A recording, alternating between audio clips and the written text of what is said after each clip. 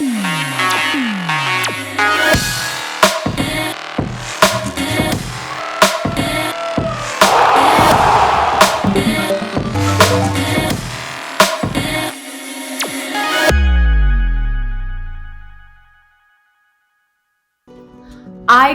के एक और एपिसोड में आपका स्वागत है।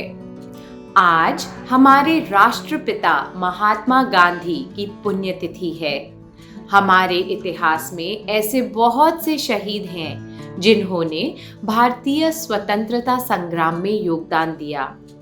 हमें हर किसी की स्वतंत्रता का सम्मान करते हुए जियो और जीने दो की नीति अपनानी चाहिए। आज के मुख्य आकर्षण हैं प्रधानमंत्री नरेंद्र मोदी ने राष्ट्रीय बल पुरस्कार विजेताओं से संवाद किया। तेल फैलने के बाद पेरू ने पर्यावरण इमरजेंसी की घोषणा की। जेम्स वेब स्पेस टेलीस्कोप अपने अंतिम पड़ाव पर पहुंची। स्पेस में एस्ट्रोनॉट्स को भोजन कराने के इनोवेटिव आइडियाज देने के लिए नासा ने $1 मिलियन के इनाम की घोषणा की। Beijing winter Olympics 2022। भारतीय बल्लेबाज स्मृति मंधाना को वर्ष 2021 के लिए ICC women's cricketer of the year चुना गया। और अंत में हमारा बहुत ही रोमांचक F2 सेगमेंट। आइए अब शुरुआत करते हैं भारत की खबरों से। पिछले हफ्ते भारत ने अपना 73वां गणतंत्र दिवस मनाया, जिसकी वार्षिक परेड में देश की सेना के पराक्रम के साथ साथ सांस्कृतिक विविधता का प्रदर्शन किया गया था। परेड में सुरक्षा सेनाओं के कई सैन्य दलों ने अपना कौशल दिखाया। उसके बाद राज्यों की झांकियां दिखाई गई, जिनमें भारत की सांस्कृतिक परंपरा और स्वतंत्रता संग्राम से लेकर बायोडायवर्सिटी तक कई विषय शामिल किए गए। इनमें कई सरकारी मंत्रालयों की झांकियां भी थी। सेंट्रल पब्लिक वर्क्स डिपार्टमेंट ने नेताजी सुभाष चंद्र बोस को उनकी 125वीं सालगिरह पर श्रद्धांजलि दी। गणतंत्र दिवस के इस अवसर पर पद्म अवार्ड्स भी प्रदान किए गए। हम आपको कुछ लोगों के नाम बताते हैं जिन्हें इन अवार्ड से सम्मानित किया गया। जम्मू और कश्मीर के पूर्व मुख्यमंत्री श्री गुलाम नबी आजाद, माइक्रोसॉफ्ट के CEO सत्य नडेला, गूगल के CEO सुंदर पिचाई और serum institute of India Cyrus Poonawalla को पद्म भूषण अवार्ड दिया गया। जनरल विपिन रावत को मरणोपरांत पद्म विभूषण प्रदान किया गया। क्या आपने टीवी पर यह परेड देखी? आपको इसका कौन सा भाग सबसे अच्छा लगा? हमें नीचे कमेंट सेक्शन में बताएं। प्रधानमंत्री राष्ट्रीय बाल पुरस्कार 5 से अधिक पर 18 वर्ष के कम आयु के ऐसे बच्चों को दिया जाता है जिन्होंने इनोवेशन, शैक्षिक उपलब्धि, sports, arts and culture, social service और बहादुरी सरीखी 6 कैटेगरीज में असाधारण अचीवमेंट्स हासिल किए हैं। इस वर्ष इस पुरस्कार के लिए 29 छात्रों को चुना गया है। इन पुरस्कार विजेताओं को रिपब्लिक डे परेड में भी भाग लेने का मौका मिलेगा। प्रत्येक विनर को राष्ट्रपति रामनाथ कोविंद पुरस्कार के रूप में एक मेडल, 1 लाख रुपए का नकद इनाम तथा सर्टिफिकेट प्रदान करेंगे। हम इन ब्राइट और टैलेंटेड युवा छात्रों को इस वर्ष ये पुरस्कार जीतने पर बधाई देते हैं। समुद्र में 6000 बैरल कच्चे तेल के फैल जाने से पिछले सप्ताह पेरू के कोस्टल एरियाज को हो रहे नुकसान को देखते हुए वहां की सरकार ने 3 महीने के लिए पर्यावरण इमरजेंसी की घोषणा की है। टोंगा में वोल्केनो के फटने से पैदा हुई तेज लहरों के कारण एक टैंकर से यह तेल फैला था। तेल के इस फैलाव से मरीन वाइल्ड लाइफ को बहुत नुकसान हुआ है और देसी मछुआरों के सामने रोजी रोटी का भी संकट पैदा हो गया, क्योंकि इस वजह से वे अपना काम नहीं कर पा रहे हैं। तेल के फैलने से लोकल एनवायरनमेंट्स पर बहुत बुरा असर पड़ा है और जलमार्ग के फॉसिल फ्यूल का सुरक्षित ट्रांसपोर्टेशन सुनिश्चित किया जाना चाहिए। स्पेस में एस्ट्रोनॉट को भोजन कराने के इनोवेटिव आइडियाज देने के लिए नासा ने $1 मिलियन के इनाम की घोषणा की। यदि कोई व्यक्ति स्पेस में एस्ट्रोनॉट को भोजन कराने के इनोवेटिव, एफिशिएंट तरीके बताता है और जिनसे भोजन लंबे समय तक चल भी सके, तो उसके लिए नासा ने $1 मिलियन के इनाम की घोषणा की है, क्योंकि अब यह स्पेस एजेंसी चांद और बाद में मंगल तक शटल भेजने की योजना बना रही है। मुख्य समस्या यह है कि स्पेस में लंबे समय तक भोजन रखने से इसकी न्यूट्रिशनल वैल्यू कम होती जाती है। इस वजह से कई वर्ष तक चलने वाला मिशन मंगल संभव नहीं हो पाएगा, क्योंकि प्री पैक्ड फूड से एस्ट्रोनॉट को हेल्थ के लिए ज़रूरी सभी तत्व नहीं मिल पाएंगे। $1 मिलियन के इस इनाम से आम नागरिकों के साथ साथ इंस्टीट्यूशन को भी मोटिवेशन मिलेगा और वे इस समस्या को सुलझाने के लिए कुछ रिसर्च करेंगे। जेम्स वेब स्पेस टेलीस्कोप धरती से 1 मिलियन मील दूर स्थित अपने अंतिम पड़ाव पर पहुंच चुका है। इसे यहां तक पहुंचने के लिए 1 महीने का समय लगा है और अब इससे स्पेस में दूर तक नजर रखी जा सकती है, जिससे गैलेक्सी के जन्म के रहस्य को भी समझा जा सकता है। इसके साथ ही इस टेलीस्कोप से विभिन्न ग्रहों के एटमॉस्फेयर को भी स्कैन किया जाएगा, ताकि वहां पर एलियन लाइफ को खोजा जा सके। पर इस टेलीस्कोप के साथ एक परेशानी यह है कि यह चंद्रमा से भी 5 गुना ज्यादा दूर है, जिस कारण यदि किसी भी वजह से यह काम करना बंद कर दे या मशीनरी खराब हो जाए तो इसको रिपेयर नहीं किया जा सकता है। अभी तक तो यह मिशन बेहद सफल रहा है और इसे सफल बनाने के लिए हार्ड वर्किंग साइंटिस्ट को क्रेडिट दिया जाना चाहिए। 2022 के विंटर ओलंपिक्स इस वर्ष 4 से 20 फरवरी तक चीन के बीजिंग शहर में आयोजित किए जाएंगे। 15 खेलों के 109 इवेंट्स में लगभग 3000 एथलीट्स एक दूसरे से मुकाबला करेंगे। इन विंटर ओलंपिक्स का मैस्कॉट एक ऐसा पांडा है जिसने बर्फ का शेल पहना हुआ है, जिसे बिंग ड्वेन ड्वेन भी कहा जाता है। चीनी भाषा में बिंग का मतलब बर्फ और ड्वेन ड्वेन का मतलब बच्चा होता है। पांडा चीन का नेशनल एनिमल है और इस मैस्कॉट का चुनाव पूरी दुनिया से आए 5800 एंट्रीज में से किया गया है। क्या आप विंटर ओलंपिक्स के लिए एक्साइटेड हैं? नीचे के सेक्शन में अपने कमेंट्स में हमें बताएं। भारतीय महिला क्रिकेट टीम की स्टार ओपनर स्मृति मंधाना ने वर्ष 2021 की ICC women's cricketer of the year का खिताब जीता है।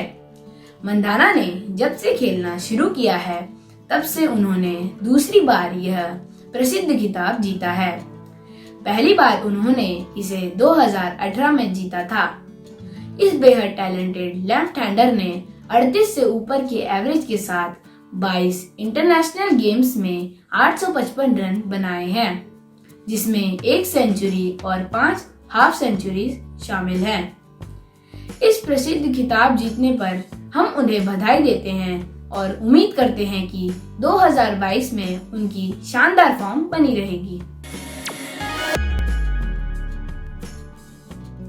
इस वर्ष रिपब्लिक डे सेलिब्रेशंस 23 जनवरी को इंडिया गेट पर नेताजी के होलोग्राम स्टैचू का अनावरण करने के साथ शुरू हो रहे हैं।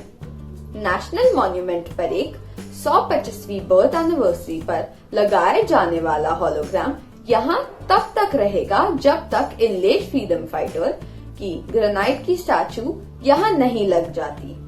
Subhash Chandra Bose Indian national army के पायनियर थे और वे पहले ऐसे व्यक्ति थे जिन्होंने महिला और पुरुष दोनों को ही सेना में जगह दी। वे महापुरुष और दिल्ली में रहने वाले हर व्यक्ति के लिए इंडिया गेट को देखने जाना टॉप प्रायोरिटी होना चाहिए। दुबई में रहने वाले भारतीय छात्र आहान शेट्टी ने SAT में परफेक्ट स्कोर बनाया है। जी हाँ, आपने सही सुना, उनका स्कोर रहा 1600। उन्होंने मैथ में 800 का स्कोर बनाया और इसके साथ साथ रीडिंग और राइटिंग में भी पूरा स्कोर किया। आहान अमेरिका की यूनिवर्सिटी में फिजिक्स पढ़ना चाहते हैं। एक शानदार स्कॉलर होने के साथ साथ वे पियानो बजाना पसंद करते हैं। ट्रैक और फील्ड इवेंट्स में भी वे भाग लेते हैं और उनका रोबोटिक्स में भी इंटरेस्ट है। बधाई आहान, खूब आगे बढ़ो। टीनेज पायलट ज़ारा रदरफोर्ड दुनिया के चारों तरफ सोलो फ्लाई करने वाली यंगेस्ट महिला बनी और उन्होंने अपनी यह यात्रा 18 अगस्त 2021 में पूरी की।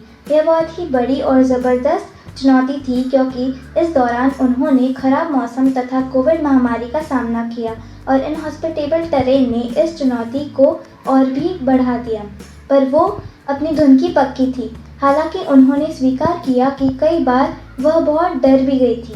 उनकी पूरी यात्रा सैटेलाइट्स के साथ साथ प्लेन में लगे कैमरों से रिकॉर्ड की गई थी। हम सबको उनकी इस यात्रा के बारे में और पढ़ना चाहिए और अपने सपनों को साकार करके उनसे इंस्पायर होना चाहिए। आई ग्रास्पर्स। अमेरिका के मिशिगन बीच पर जनवरी के शुरू से कुछ स्ट्रेंज स्ट्रक्चर्स देखे गए। पहली नज़र में लगता है कि यह स्ट्रक्चर्स एलियंस ने बनाए हैं, पर वास्तव में तेज हवाओं के साथ चली ज़बरदस्त आंधी के कारण सैंड ड्यून्स जम गई और ड्यून्स में कई तरह के स्ट्रक्चर्स बन गए। जो सैंड जमी नहीं थी वह हवा के साथ उड़ गई और यह स्ट्रक्चर्स वहीं रह गए। कभी कभी नेचर कितने ज़बरदस्त खेल दिखाती है, क्या आप इसमें समझते हैं? लद्दाख को 10.68 करोड़ की लागत से उसका पहला फुटबॉल टर्फ और ओपन सिंथेटिक ट्रैक मिला। इस सिंथेटिक ट्रैक से मैराथन और लॉन्ग डिस्टेंस रनर्स को फायदा होगा, क्योंकि इससे पहले वह रोड्स पर दौड़ते थे, जिससे न केवल उनके घुटनों को नुकसान होता था, अपितु उससे दूरी तय करने में परेशानी होती है और आसानी से स्पीड भी हासिल नहीं होती। इस प्रोजेक्ट को खेलो इंडिया से फंड मिला था और यह नया स्टेडियम लेह में 11,000 फीट की ऊंचाई पर स्थित है। इस पैंडेमिक माहौल के बावजूद इस पूरे प्रोजेक्ट को 2 वर्ष से भी कम समय में पूरा कर लिया गया। यह बहुत ही शानदार प्रोजेक्ट है और इससे डेफिनेटली लद्दाख की पहाड़ी क्षेत्र में स्पोर्ट्स के विकास में मदद मिलेगी। इस सप्ताह का मुहावरा है तराजू पर तोलना, जिसका मतलब है उचित अनुचित का निर्णय लेना। मुंह से कुछ बोलने से पहले उसको तराजू पर तोल लेना चाहिए। बूझो तो जाने, नया खजाना घर में आया, डब्बे में संसार समाया। नया करिश्मा बेजोड़ी का, नाम बताओ इस योगी का? टेलीविजन। पहचानो कौन? इन्हें 20वीं सदी की सबसे आधुनिक लेखिका माना जाता है। इनके लेखन के स्टाइल को स्ट्रीम ऑफ कॉन्शियसनेस के रूप में जाना जाता है। इन्होंने रेमिनिसेंसेस, हाइड पार्क गेट और स्केच ऑफ द पास्ट सहित कई ऑटोबायोग्राफिकल एसेज लिखी हैं। जी हाँ, आपने सही पहचाना, ये वर्जीनिया वुल्फ ही है। क्या आपको मालूम है कि वर्जीनिया इस बात से परेशान थी कि लड़कियों को लड़कों के समान शिक्षा ग्रहण करने के अवसर नहीं दिए जाते थे? उन्होंने अपने लेखों में इसकी आलोचना भी की है। क्या आपको मालूम है कि सबसे लंबा टेनिस मैच 11 घंटे और 5 मिनट तक चला था? यह मैच 2010 में विंबलडन में अमेरिका के जॉन इस्नर और फ्रांस के निकोलस माहू के बीच में खेला गया था। यह मैच 3 दिन तक खेला गया था और इसमें जीत जॉन इस्नर की हुई थी। Quiz time. टेनिस में ओलंपिक स्वर्ण पदक जीतने वाली पहली प्रसिद्ध बहन जोड़ी कौन सी है? अपने उत्तर contactus@igrasp.com पर अपने पूरे नाम, स्कूल के नाम और एक फोटो के साथ भेजें।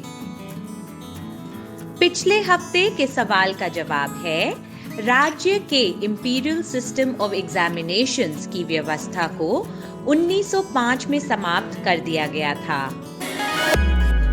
भावी युवाओं के लिए भारत के प्रमुख समाचार कैप्सूल iGras द्वारा आयोजित साप्ताहिक क्विज में सफलतापूर्वक भाग लेने पर विस्डम वर्ल्ड स्कूल कुरुक्षेत्र की सात्विका को हार्दिक अभिनंदन। आगे बढ़ने के लिए स्वतंत्रता की जरूरत है। स्वतंत्रता केवल एक लड़ाई ही नहीं है, बल्कि इसमें ऐसी चीजों को अनदेखा करना भी शामिल है जो हमारे किसी काम की नहीं है।